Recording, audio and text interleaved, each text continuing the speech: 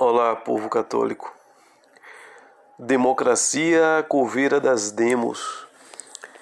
É frequente que quando algo é grandemente exaltado, quando a algo ou a alguém é concedido um lugar na escala dos seres muito acima de sua disposição real, o que se segue é a aniquilação implacável do objeto exaltado, porque o absurdo é corrosivo e, não abstraindo ninguém de sua posição real no cosmo, atrai a intervenção daquela justiça vingativa implícita nas obras da providência divina, que não fica ociosa diante dos ultrajes dos homens, dos mortais. Colocar algo ou alguém além das nuvens geralmente é seguido por transformá-los em gás, em fumaça. Algo parecido aconteceu com aquela unidade orgânica e hierárquica denominada o povo, depois que agitadores e ideólogos da Revolução ergueram a incrível bandeira da soberania popular, dotada de atributos régios, que por definição correspondem a apenas a multidão. Desde então, a unidade do povo, que lhe foi dada por sua identidade histórico-cultural, passou a se basear nessa prerrogativa de enganar o príncipe, que foi talvez a mais grosseira cristalização do erro voluntarista e de maior alcance. Isso é conhecido na vida das sociedades históricas. Foi um golpe ao nível das concepções primordiais, dos conceitos que traduzem a própria apreensão das coisas, uma ferida na inteligência que determinou a vasta hecatombe de erros que vão acontecendo até o presente em progressão cada vez maior. Como consequência, o povo deixou de existir, dando lugar às massas. Aquela entidade inconstante de pura materialidade informe, passível de ser domada como massa de vidraceiro pelas mãos de quem se apropria dela. E também é suscetível ser conduzido por uma causa tão volátil quanto a honra de seus proponentes. Nos nossos dias, o inegável aumento da estupidez prova-o sem mitigação, cujo cultivo se revela uma política de Estado prioritária, bem como a coexistência, o paradoxo é apenas aparente, a coexistência do mais extremo individualismo e despersonalização, numa síntese hipnótica de liberalismo e coletivismo marxista consumado por aquela última irmandade chamada a superar a tensão, já bastante latente entre os Desmoulins e os Babeuf, entre a liberdade revolucionária e a igualdade. A democracia, o dogma inexpugnável de nosso tempo e, portanto, uma mesa à qual o homem se apega ao seu único instinto de autopreservação, como prova tantos bispos comedidos, sob erguer a bondade como árbitro das forças dissociativas do orgulho e a inveja que fervia em seu peito. O convencionalismo axiológico, fruto da desordem democrática dos princípios. A lição remota e insatisfatória de Pitágoras, que conhecia o múltiplo derivado do quase nada diz aos nossos contemporâneos atraídos tão habitualmente ao caos como periodicamente às urnas. Nem seus ideólogos se sentirão chamados como aqueles ilustres filósofos que na história registra com o apelido de pré-socráticos, a rastrear avidamente a pluralidade dos seres em busca do princípio unitário. Na política, especificamente, esse espírito frutificou no antigo Platão da Carta 7 e no maior de seus discípulos, cuja máxima posteriormente glosada por São Tomás, codificou uma qualidade tão claramente pessoal que dificilmente poderá ser atribuída para a multidão. Sábio se diz de não de muitos. Em qualquer caso, corresponde a muitos, e este é o efeito da regulamentação saudável da política, beneficiar-se do estouro do governante sábio. Na velha noção de soberania real como emanando de Deus, as leis do bom governo temporal não podem deixar de reproduzir por analogia o governo providencial do Criador sobre todas as coisas, enquanto é a providência que designa o principal, aquele a quem ela o conduz, auge da existência pública para incorporar esses princípios. Alguns podem rebater que o mesmo poderia ser dito do governante consagrado pelos votos de miríades de eleitores encantados com a propaganda multimídia, já que a providência não achou por bem impedir sua ascensão golpeando-o com um raio. Será então necessário notar a profunda disparidade dos princípios que animam ambas as concepções para entender que é difícil para Deus ungir o príncipe que foi fruto da rebelião contra sua lei, tornando o povo a fonte de poder. Na maior das hipóteses, qualquer coisa que caia deste lado servirá para explicar aquele aspecto único da providência conhecido como permissão do mal. A democracia ateniense foi o regime político proporcional à tese de Pitágoras, a métrica humana pura e a logomaquia dos sofistas. A democracia moderna, para transpor o abismo de tantos séculos, aproveitou o marco do absolutismo real, se não estava implícito nele, o rei deixando-se à margem de tudo que limitava o exercício de sua autoridade, a começar pela tradição política comum de que se absteve voluntariamente, bem como de qualquer vínculo transcendente com a mera razão de Estado. E, embora continuasse a invocar a origem divina de seu mandato, agiu persuadido de sua autodeterminação. Bastava mudar de assunto. Essa autodeterminação, que já era uma doutrina estranha, embora fosse encarnada por um homem com um cetro e uma coroa, para desencadear a catástrofe democrática com força avassaladora. Não é por acaso que a revolução política triunfou primeiro naquelas nações, Inglaterra, França, que anteriormente haviam sucumbido à deriva absolutista. Há, portanto, um duplo desvio, uma verdadeira pilhagem nas próprias raízes deste regime que se impôs universalmente a sangue e fogo no arco que vai das guerras napoleônicas às duas guerras mundiais. O que afasta para o caso a profissão de indulgência recorrendo à banal indiferença em relação ao modo de governo, desde que conspire para o bem comum. É urgente, além disso, descartar a identificação enganosa do bem comum com o desenvolvimento técnico-econômico. Se há uma miragem que não deve fazer a menor diferença entre os católicos, é esta, intimamente assimilável ao caráter das tentações sofridas por Nosso Senhor no deserto, em última análise redutível à conversão ad criaturam. Esta é precisamente a noção adulterada de bem comum que prevalece, quando ainda invocada na história conglutinação democrática. Muita gente acha que a democracia, que dentro desse regime louco que a gente vive hoje, o bem comum é isso, encher a barriga e ganhar dinheiro. Então, existe aí uma corrosão, uma falsa concepção também de bem comum. Uma vez que o vazio é criado e alargado, o que se segue matematicamente, se houver como um paliativo instado pelo horror vacui, é o recurso exaustivo à Constituição escrita, esse tipo de compromisso entre o direito positivo e o direito não escrito no que aninha esses princípios de categoria constitucional, que garantiria alguma solidez na liquefação da evolução política moderna. Mas mesmo esses princípios fundadores não podem escapar de seu caráter inteiramente convencional, indiferentes como são à natureza das coisas invocadas em seus parágrafos e formulário notarial. A democracia é cinicamente positivista, consagra a pura faticidade contra o deve ser,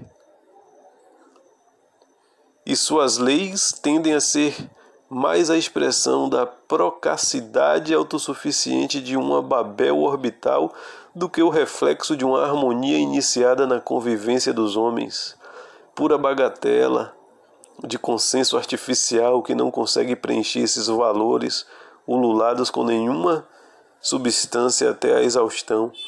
No final das contas, não há nada ignóbil, vergonhoso ou protetor que a democracia não concorde em reivindicar, onde a diversidade é o paradigma supremo. A democracia virou uma espécie de religião. Num texto escrito há 100 anos e incluído em seu El Espectador, Ortega, um escritor espanhol chamado Ortega y Gasset, algo nesse sentido, não lembro muito bem o nome dele, aludiu ao fato de que, como a democracia é uma forma jurídica pura, incapaz de nos orientar para todas as funções vitais que não são de direito público, isto é, durante a maior parte de nossa vida, torná-la um princípio integral da existência gera as maiores extravagâncias. Entre essas extravagâncias, o autor deplorou particularmente o plebianismo, que, longe de pressupor a elevação da plebe a partir da aquisição de um certo estoque de direitos antes negados, foi reduzido ao processo de conquista das classes altas pelos modos chulos. Foi um rebaixamento das classes mais altas. A observação é acertada neste último ponto. O que Ortega não nota é que a democracia, desde a sua irrupção fatal, reivindica-se precisamente o princípio integral da existência, e que na já remota origem histórica desse movimento convulsivo para o estabelecimento da cidade dos homens, vence um postulado radical o suficiente para reivindicar algo mais do que formas jurídicas puras para coroá-lo. Aquele primado ou império concedido em intransponível impostura a um povo, que nada mais é do que a larva hipótese da mera vontade humana, aquele golpe de machado aplicado nas próprias raízes dos hábitos sociais fundados na convicção imemorial de que existem leis inerentes às coisas e ao homem, e que estas são anteriores à sua vontade. Esse autêntico salto histórico no vazio, e aqui voltamos a considerar a correspondência com uma das tentações rejeitadas pelo Senhor no deserto, não pode querer consistir apenas um princípio integral de existência, ou melhor, um princípio de existência desintegrador da mesma. A democracia afirma ser muito mais, em suma, do que uma mera ordem jurídica. O viu com a acuidade que é sua própria. O escritor Nicolás Gomes Dávila, que antes de abordar a questão da democracia em seu desenvolvimento histórico, lembrou-se que todo ato se inscreve em uma multiplicidade simultânea de contexto, mas um contexto unívoco, imutável e último os circunscreve a todos. Uma noção de Deus explícita ou tácita é o contexto final que os ordena. Portanto, nenhuma situação específica pode ser analisada sem resíduos ou elucidada de forma coerente até que seja determinado o tipo de falha teológica que a estrutura. Aqui se aplica o Evangelho: os teus olhos são a tocha do teu corpo. Se os teus olhos forem puros ou limpos, todo o teu corpo ficará iluminado. Mas se o seu olho for malicioso ou mau, todo o corpo ficará escuro. Mateus capítulo 6, versículo 22. A democracia supõe uma identificação fundamental do homem com a divindade. É antropolátrica. A sua doutrina é uma teologia do homem-deus. Todo o poder emana do povo, O povo é todo poderoso. Sua prática é a realização em princípios, em comportamentos, nas instituições e nas obras, isto é, a projeção corporal daquilo que o olho concebeu anteriormente.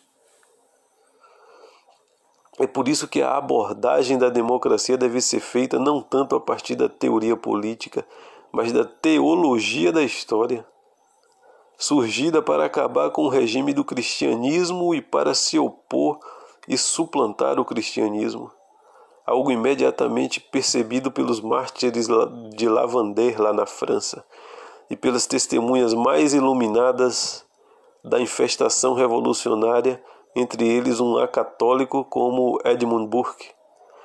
Esse propósito maldito e o seu sucesso obriga a ser configurado com as profecias pertencentes ao fim, ao reinado do Anticristo, ou pelo menos a retê-lo por seu precursor mais esclarecido.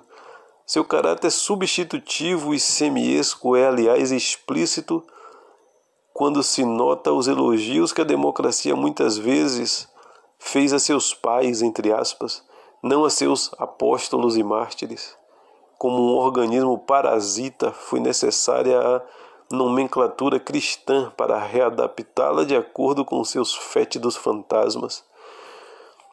Então a gente passa a refletir, né, em cima da democracia, né, quando a gente analisa a democracia, a gente vê que, principalmente no século passado, o século das trevas, né, o século XX, à medida que a democracia avança, vai avançando também as leis anticristãs, vai avançando o laicismo na sociedade, onde a igreja não pode falar, as escolas que tinham catequese já não tem, passam a não ter mais, a igreja não é mais, é atacada por todos os lados, a separação da igreja do Estado, a igreja não tem mais direito a povoar a vida pública como povoou, como reinava na vida pública. Esse laicismo que faz essa separação. À medida que a democracia foi avançando leis iníquas, anticristãs, como o divórcio,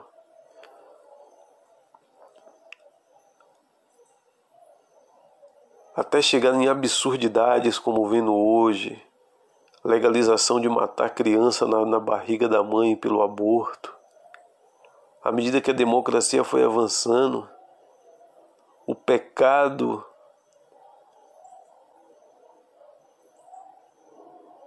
que era para ser evitado passou a ser agora autorizado por lei.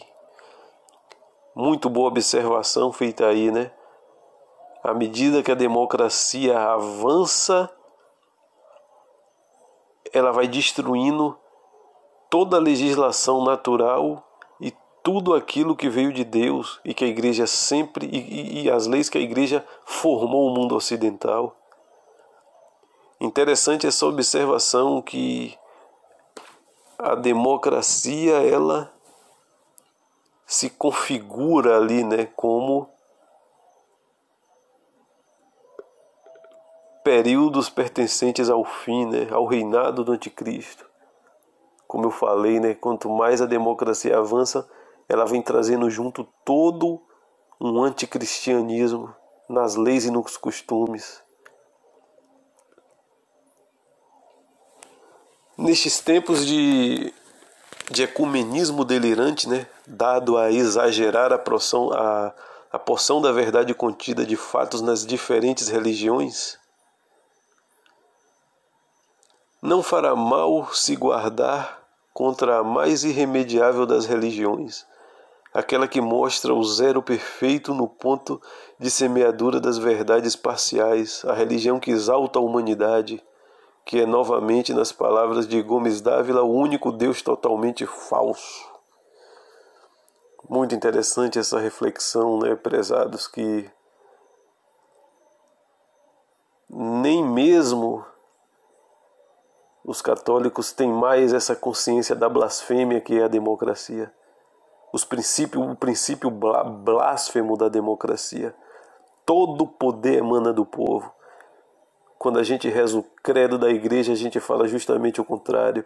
Creio em Deus Pai, Todo-Poderoso. A democracia, ela deixa Deus de fora. Ela transfere o poder de Deus a onipotência, que todo-poderoso, né? Onipotência, todo poder. A onipotência não é mais de Deus, a onipotência é do povo. Todo poder emana do povo, é a consagração do homem e a rejeição a Deus. É um regime caótico por natureza e, lógico, a natureza dessa democracia não pode vir de Deus, até porque Deus foi expulso. É o homem que é o todo-poderoso agora, o homem é onipotente. É um regime que, se não vem de Deus, não precisa dizer de quem vem quem é a fonte de inspiração da democracia.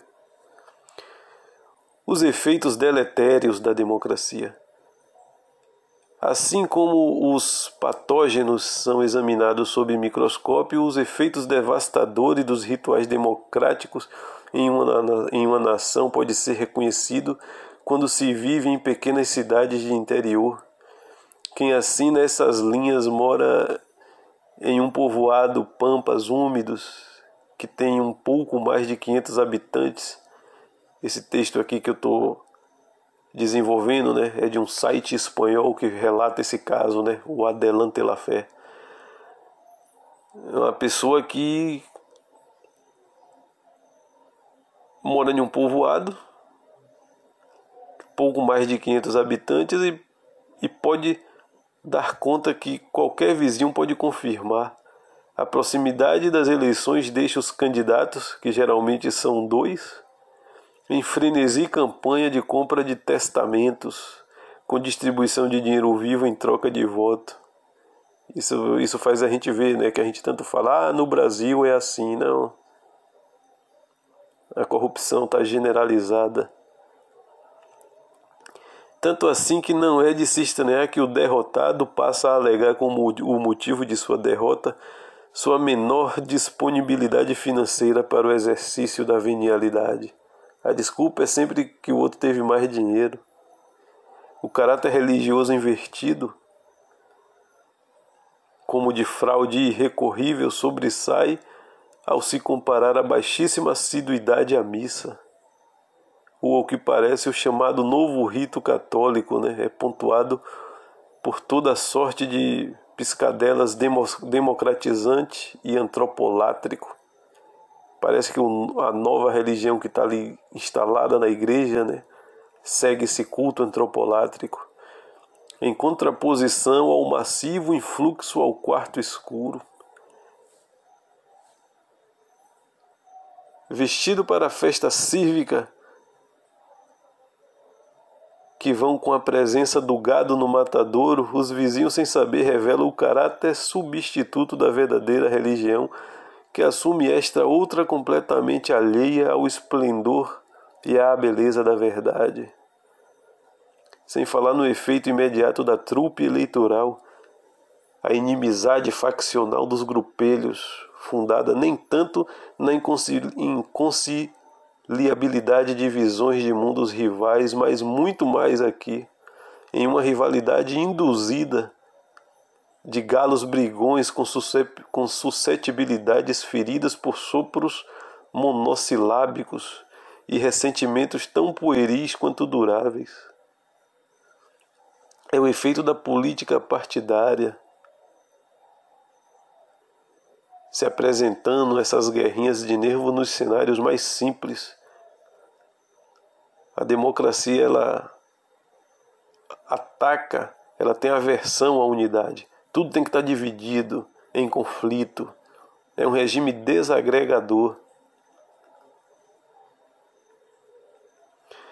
Tem um escrito de Martim Fierro, em que o protagonista é arrebanhado para servir na fronteira com o índio, a pedido de um juiz de paz que não o perdoa por seu pouco gosto pelas eleições.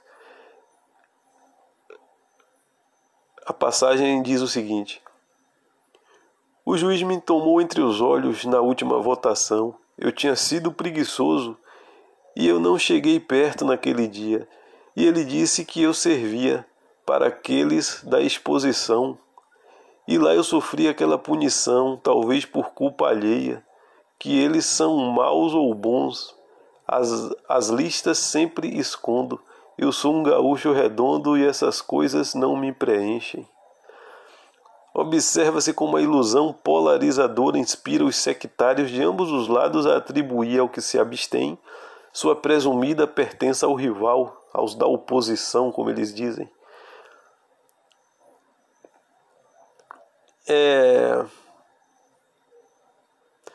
A famosa pergunta de Natanael, aplicada não mais a Nazaré, mas à democracia ou modernidade, ambos os quais são termos intercambiáveis por metonímia, como feudalismo e alta Idade Média.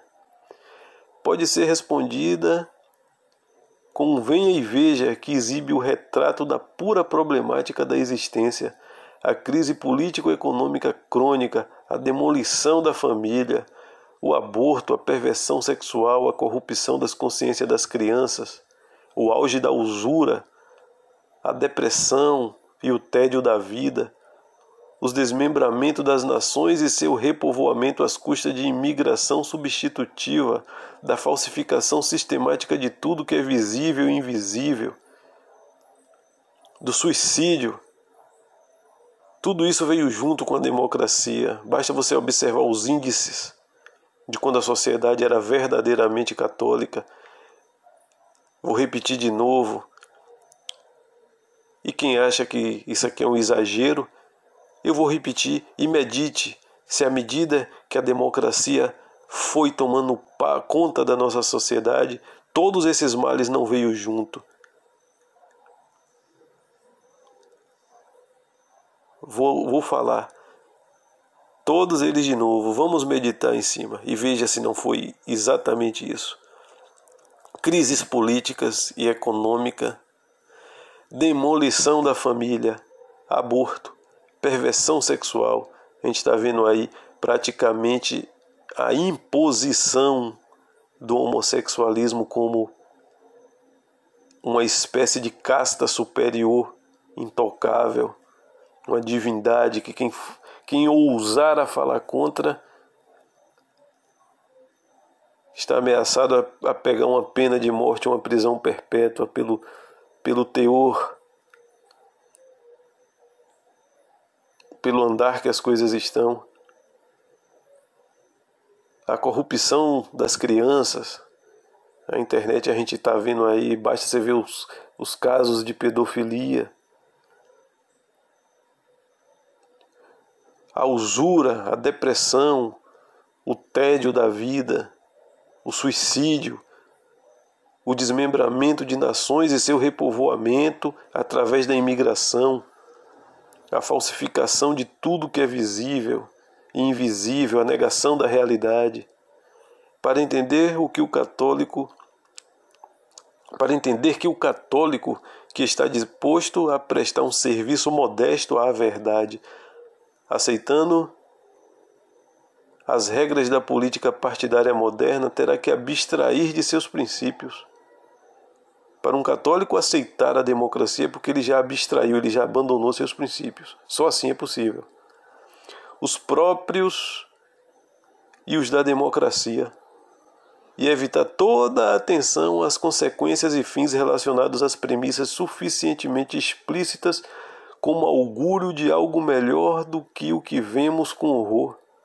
Terá de admitir a homologação do Evangelho com as doutrinas mais aberrantes, da mesma forma que o procedimento eleitoral une o herói e o desertor, o santo e o brigão, já que cada voto vale um.